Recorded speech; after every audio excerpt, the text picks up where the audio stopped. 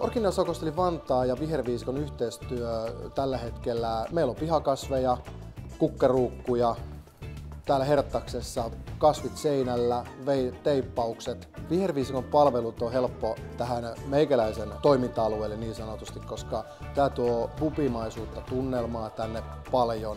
Tää tuo fresheyttä siihen hommaan. On helppo ja Tapsa on siitä, kun heittää idean, että voisi olla jotain, olisiko mitään ideaa tähän näin, niin aika nopeasti päässään juonimaan sitten asioita ja siinä näkyykin, että täällä on tehty asioita ja asiat menee eteenpäin.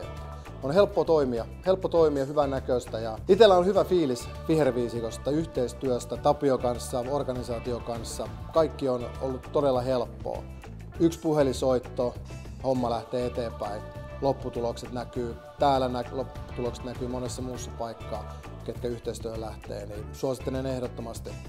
On loistava fiilis ja into pinkeenä tekee ja auttaa asiakkaita onnistumaan ja luomaan sen hyvän fiiliksen siellä.